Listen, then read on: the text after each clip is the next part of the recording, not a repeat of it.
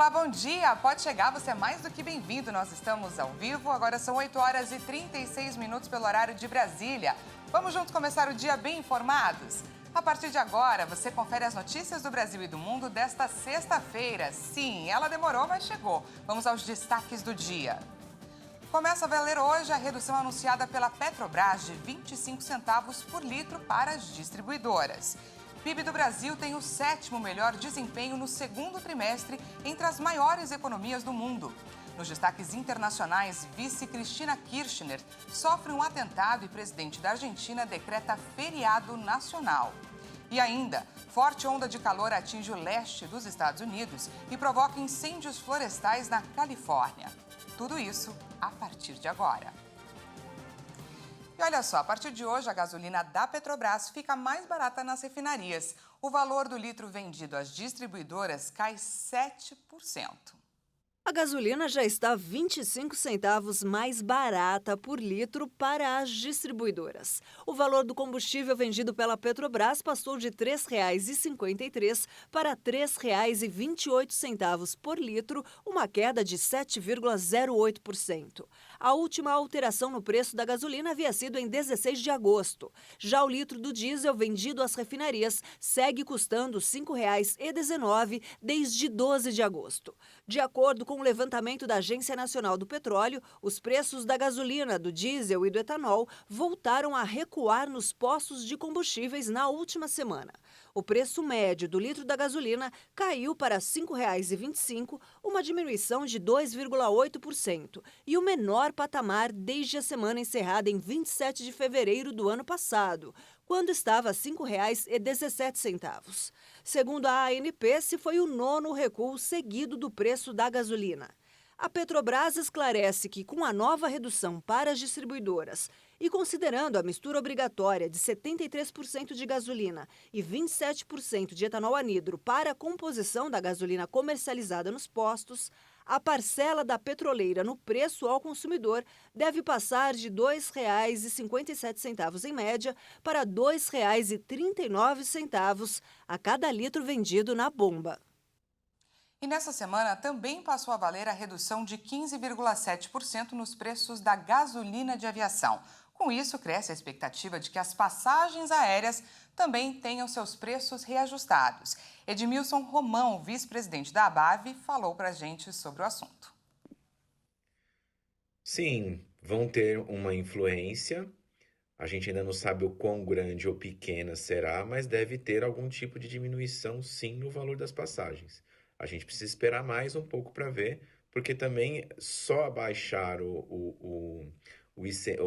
os impostos, que são o caso, é um dos fatores que compõe o preço do combustível, né? E o combustível também é um dos fatores que compõe o preço da passagem, né? A gente tem mão de obra que está muito difícil de contratar, existe um apagão global de mão de obra, então todos esses itens vão compor o valor da tarifa, mais a concorrência, né? Como a demanda está alta, a vontade de diminuir o preço é um pouco menor. Mas a gente precisa esperar ainda para poder saber se efetivamente nós vamos ter o repasse. A economia brasileira cresceu 1,2% no segundo trimestre do ano. Com isso, o Brasil teve o sétimo melhor desempenho entre as principais economias do mundo. Chegou a superar a do grupo dos 7 países mais ricos, como a Alemanha, Canadá, Estados Unidos, França, Itália, Japão e também do Reino Unido. De acordo com os números apresentados pelo IBGE, a atividade econômica do Brasil está 3% acima da época anterior à pandemia. Os dados do Sistema de Contas Nacionais do IBGE, divulgados nesta quinta-feira, revelam que o Produto Interno Bruto do país, o PIB, aumentou 1,2% no segundo trimestre deste ano. Com isso, a soma de todas as riquezas do Brasil aumentou 2,5% no primeiro semestre de 2022. Na indústria, a alta foi de 2,2%. É o segundo resultado positivo após queda de quase 1% no quarto trimestre do ano passado. E a agropecuária, que tinha recuado em 0,9%, agora avançou 0,5%. Mas foi o setor de serviços quem mais puxou o bom resultado. Com a responsabilidade de 70% da economia do país, o segmento fechou em alta de 1,3%. O desempenho deste setor está 4,4% acima do patamar pré-pandemia. O que contribuiu bastante para o resultado final foi o consumo das famílias, que aumentou em 2,6%. A explicação é que esse consumo certamente se concentrou nas famílias de rendas mais altas, porque eles podem aumentar o consumo, mesmo reduzindo o poder aquisitivo, se pouparem menos. Então, se resolverem consumir mais, mesmo com um poder aquisitivo corrente menor, eles podem fazer isso. A taxa de investimento do PIB foi de 18,7% no segundo trimestre, um crescimento de 4,8% com relação ao trimestre anterior. Nós estamos crescendo mais que Estados Unidos, Alemanha e Inglaterra. E a nossa inflação é menor que a americana, a inglesa e da alemã. O Brasil está com crescimento chinês e com inflação alemã. Falta um mês para o primeiro turno das eleições, que acontece no dia 2 de outubro. Estão em disputa os cargos de presidente da República, governador, senador, deputado federal e deputado estadual. Conheça agora as regras para uma votação consciente. O plenário do Tribunal Superior Eleitoral já aprovou por unanimidade a mudança na resolução que inclui as proibições de porte de aparelhos celulares e armas dentro da cabine de votação. Pela decisão, a resolução define que, na hora de ir às urnas, é proibido portar aparelhos de telefonia celular, máquinas fotográficas, filmadoras, equipamentos de radiocomunicação ou qualquer instrumento que possa comprometer o sigilo do voto, mesmo que desligado. O texto aprovado acrescenta que o mesário deve perguntar ao eleitor se carrega algum celular ou outro aparelho que possa registrar ou transmitir o voto e reter tais aparelhos até que a pessoa saia da cabine de votação. Caso o eleitor se recuse a responder ou a entregar o aparelho, ele não será autorizado a votar e a mesa deve acionar a força policial para que tome as providências necessárias. No caso de porte de armas, a resolução diz que a Força Armada deve se conservar a 100 metros da sessão eleitoral e não pode se aproximar do local de votação nas 48 horas que antecedem o pleito e nas 24 horas que o sucedem. Quem desrespeitar a proibição deve ser alvo de prisão em flagrante por porte ilegal de armas.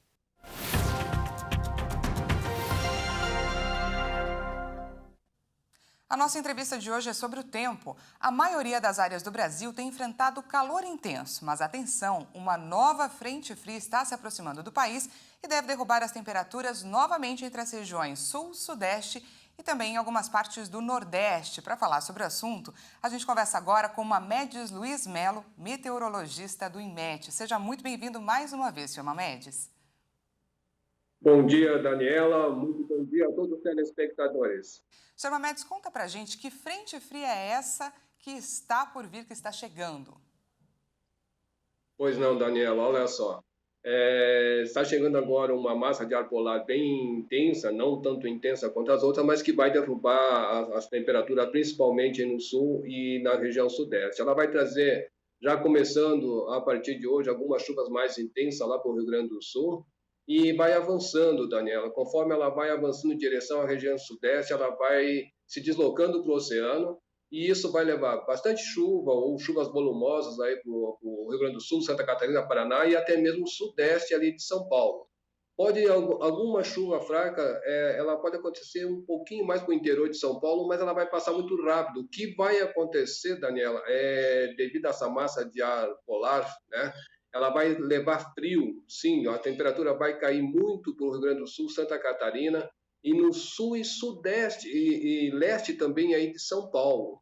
Isso em menos de 48 horas, 72 horas, porque até domingo essa temperatura praticamente iniciando até mesmo aí segunda-feira com temperaturas super baixas. O interessante, Daniela, é que no interior de São Paulo, também ali para o lado do Mato Grosso do Sul, a temperatura não cai, somente no sul ali do Mato Grosso do Sul, que a temperatura vai ser sentindo um pouquinho, e conforme essa massa de ar polar vai se deslocando para o oceano, essa temperatura vai caindo em direção ali ao Rio de Janeiro, leste de Minas Gerais, e vai pegando também até o sudeste ali da Bahia, pode acontecer a temperatura mais baixa.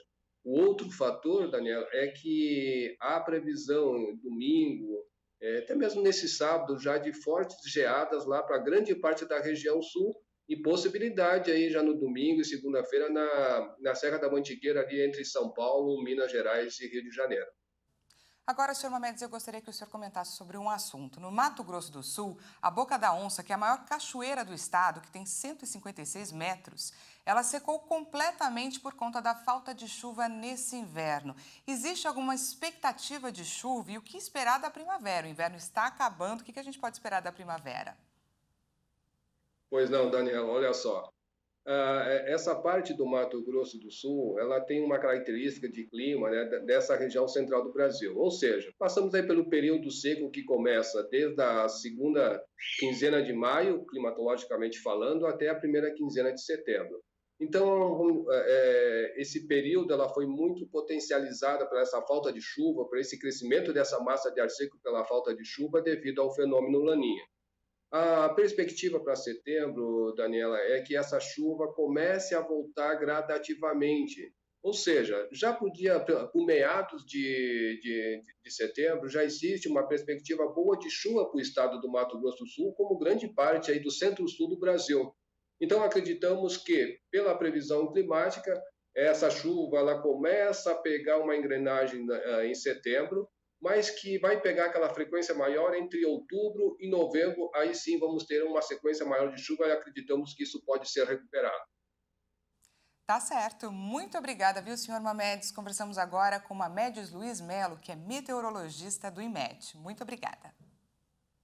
Obrigado, um bom dia a todos, bom final de semana. Para o senhor também.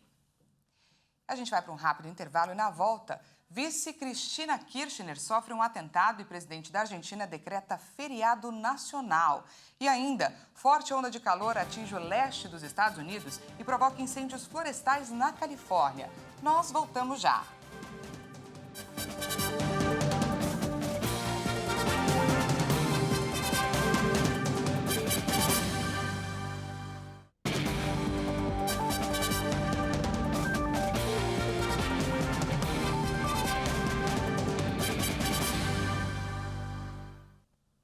Estamos de volta ao vivo, seja bem-vindo mais uma vez. Agora são 8 horas e 52 minutos pelo horário de Brasília. Voltamos falando sobre uma operação que acontece no Rio de Janeiro.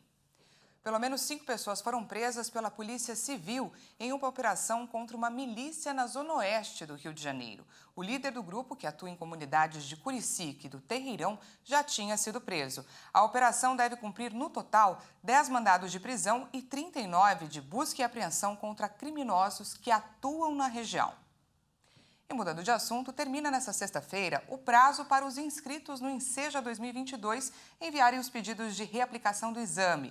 Podem fazer a solicitação quem foi prejudicado por problemas logísticos no dia da prova ou que tiveram sintomas de doenças infecto-contagiosas, suspeita de Covid, na véspera da aplicação. Lembrando que é necessário apresentar um documento legível que comprove o motivo da ausência. O Exame Nacional para a Certificação de Competências de Jovens e Adultos, mais conhecido como Enseja, concede certificação do ensino fundamental ou médio para pessoas que não terminaram um curso em idade regular. O assunto agora é a pandemia. O Brasil registrou 182 mortes por Covid em 24 horas. Vamos conferir os números atualizados. O Brasil confirmou mais 182 mortes por Covid-19 em 24 horas. Desde o início da pandemia, já são 684.147 vítimas da doença. Em um dia foram registrados 14.821 novos casos de Covid-19. Ao todo, já são 34.444.674 diagnósticos confirmados. Com tendência de queda e variação de menos 24% em relação a 2 semanas, a média móvel de mortes chegou a 131 vítimas diárias. Já a média de casos na última semana foi de 13.434 registros por dia. Esses dados mostram uma tendência de queda, com variação de menos 22% em relação a 2 semanas. Segundo o Ministério da Saúde, apenas o estado do Mato Grosso do Sul não atualizou os dados. E agora vamos de destaque internacional. Um homem foi preso na Argentina por apontar uma arma de fogo contra a vice-presidente Cristina Kirchner, quando ela chegava em casa. Vamos agora conferir as imagens. Ela cumprimentava apoiadores ao chegar em sua casa em Buenos Aires. No meio da multidão, um homem apontou uma arma de fogo para a cabeça de Kirchner. Logo depois foi detido e preso. Reveja a imagem. O homem não chega a atirar. Observe que a vice-presidente leva as mãos à cabeça e se abaixa. O ataque foi repudiado pela coalizão de oposição Juntos pela Mudança, que pediu uma investigação do caso. De acordo com a imprensa no Brasil, o suspeito é um brasileiro de 35 anos. Centenas de militantes estão reunidos desde a semana passada em frente à casa de Kirchner. A vice-presidente foi acusada de corrupção durante seu governo. O Ministério Público pediu uma sentença de 12 anos de prisão para Kirchner.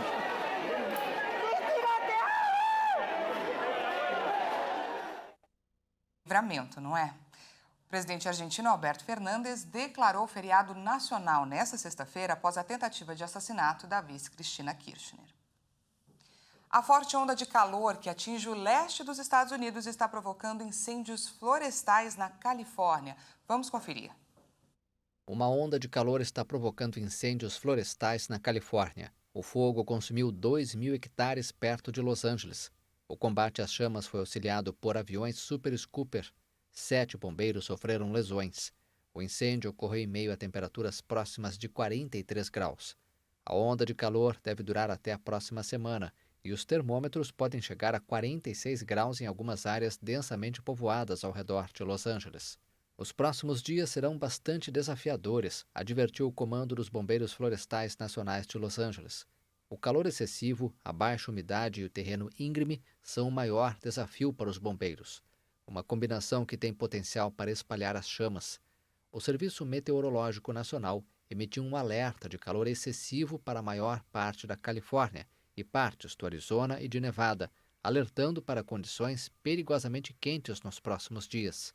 Ondas de calor no sul da Califórnia são comuns em setembro, mas temperaturas acima de 37 graus são consideradas altas. Segundo os cientistas, o aquecimento global faz com que as variações climáticas naturais sejam mais extremas. Uma situação que preocupa o mundo todo. E faltam 79 dias para a Copa do Mundo e o Leonardo Félix está chegando com o boletim Esquenta Qatar 2022. Hoje ele relembra o bicampeonato mundial do Brasil em 1962 no Chile. Essa Copa ficou marcada pelo protagonismo de Garrincha e de outros craques brasileiros na ausência do Pelé. Olá pessoal, este é o Esquenta Qatar 2022 e vamos para mais informações e curiosidades da Copa do Mundo aqui na nossa programação. É o momento de relembrar o bicampeonato mundial do Brasil, lá no Chile, em 1962. A seleção brasileira manteve a base para conquistar a sua segunda Copa. A principal mudança foi no comando técnico. Saiu Vicente Feola e entrou Aimoré Moreira. O que ninguém imaginava é que Pelé sofresse séria contusão já na segunda partida. Mas Garrincha assumiu a responsabilidade e liderou a equipe. Mas Mané teve o apoio de outros craques, como Didi, Nilton Santos, Djalma Santos, Vavá e Zagallo. Destaque também para Amarildo, que assumiu a vaga de Pelé no ataque. A campanha foi de 5 vitórias e 1 empate. Na grande final, vitória por 3-1 em cima da Tchecoslováquia. Gols de Amarildo, Zito e Vavá. É isso aí, faltam 79 dias para a Copa do Mundo Qatar 2022. Muito bacana relembrar a história desses craques. Essa edição fica por aqui. Mais uma vez, muito obrigada pela sua companhia às 10 horas. Patrícia Velenic chega com mais informações. Uma ótima sexta-feira para você.